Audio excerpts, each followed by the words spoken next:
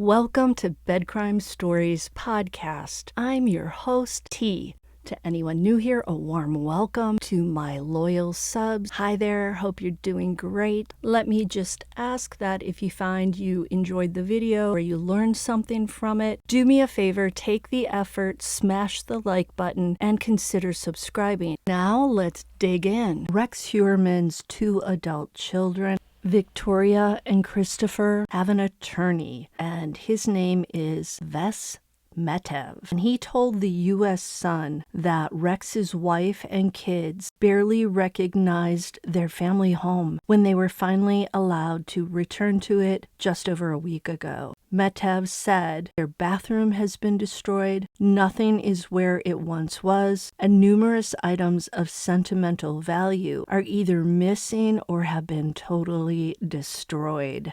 Mitev added that the family didn't have a bed to sleep on. I believe he's referring to Asa Ellerup, Rex Heuermann's wife's bed, maybe his and her bed. And Mitev also said it's very difficult to not even have the familiar comforts of home as they try to come to terms with life in the wake of Heuermann's arrest. Mitev is quoted as saying, "The entire fabric of their lives has been torn asunder. It's unfathomable. The home is a wreck, and trinkets and other things of emotional value have been destroyed unnecessarily. For example, Victoria was an avid Magic the Gathering, Dungeons and Dragons, and PlayStation 5 player. Well, her cards have been destroyed, and we found her PS5 smashed into two pieces. There was no need for that. It's as if a landlord came in to evict them for being delinquent tenants, but much worse. Their home has been completely torn through.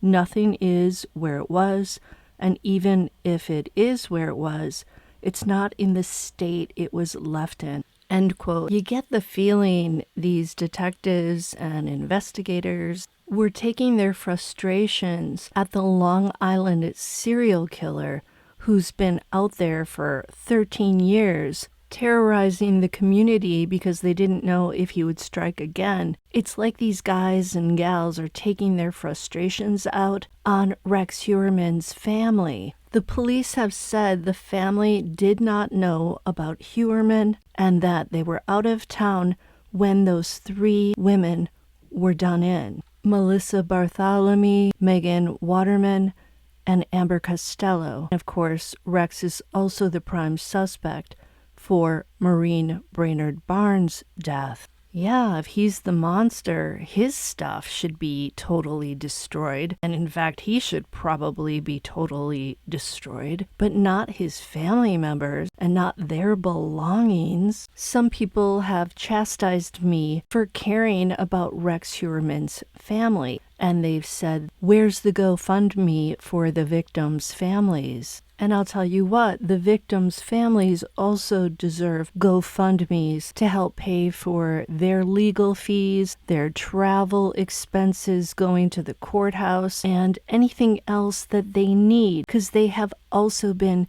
harmed not only by the person who took their loved ones' lives, but also by Suffolk County.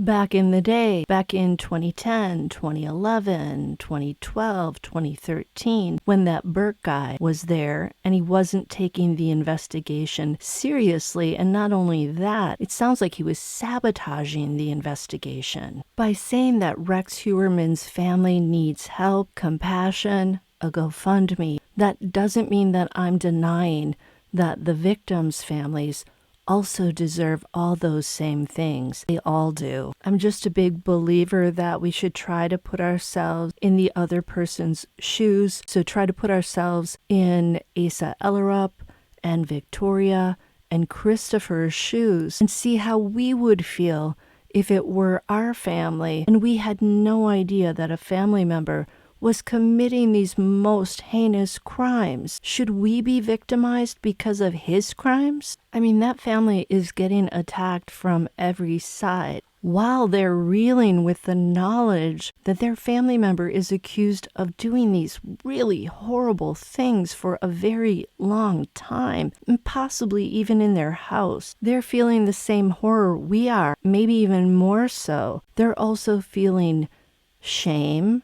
They're probably feeling guilt that they didn't notice anything. They're conflicted, thinking about the person that they love versus this new person that they don't even recognize who's accused of this stuff. We know from Dennis Rader's daughter, Carrie Rawson, that the trauma of all of this goes on for a lifetime. She's still dealing with all these things. And when new information comes out about additional crimes that her father may have committed, it stirs up all the old trauma. As of Monday afternoon, the fundraiser that was set up for the Heuermanns has amassed more than $36,000 from 950 donations. Mitev said that the fundraiser has come as an immense relief for Heuermann's family, and they're incredibly grateful to know that the public is supporting them. Mitev said, quote, "It means everything. They're in the eye of the hurricane, and every moment they have to keep reassessing where they stand emotionally and mentally and physically. So all support, whether that's an email, a donation, a card, or a note, it all means something. But certainly money is very helpful for them at the moment. You have to have the resources to function, and the outpouring of goodwill and remorseful solidarity has been the lone bright spot in what has been a horrific situation for them." This Mitev guy is a very good writer. He also said this: "They are adrift in a torrential sea. They're being hit with wave after wave of incredibly challenging and disquieting news on a minute-by-minute basis. There's no apt descriptor to convey the one-in-a-trillion situation they find themselves in. They're doing the best anyone could be, and they find themselves under a constant glare, one they never wanted and never signed up for. Money can never put a dent in any of that, other than to help with basic living necessities and make them feel as comfortable and safe as possible." Melissa Moore, the daughter of the notorious Happy Face killer, is the person who launched the GoFundMe for Asa and the children. Moore herself was just a teenager when her father was arrested. She said she grew up shouldering the burden of her father's sins and saw the toll that it took on her mother and her two siblings. So when she saw images of Rex Heuermann's family looking so defeated on their front porch after the 12-day search, she felt the need to reach out and help them. Moore told The Sun this: "Their childhood home and their sense of certainty have been destroyed. Then the burden to restore their lives and home is fully on them, in the middle of a crisis that makes them temporarily unemployable due to the stress of the trauma and court proceedings. No doubt Rex was the family breadwinner, so all income has ceased. This is a tremendous new burden on people innocent of any crime." Hallelujah, sister. When The Sun asked Melissa Moore what her own message would be to Asa Ellerup, Moore said she'd tell her, quote, "It gets better.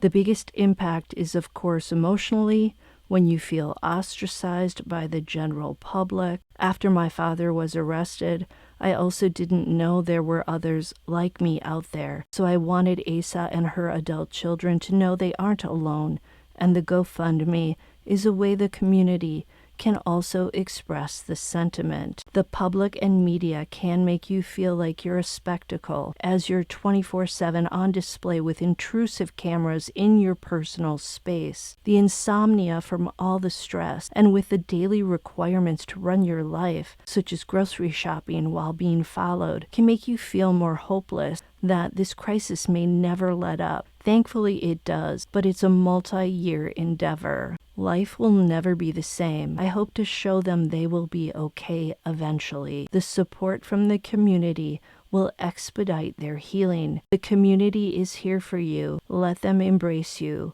There is a life after that can be beautiful and full of meaning."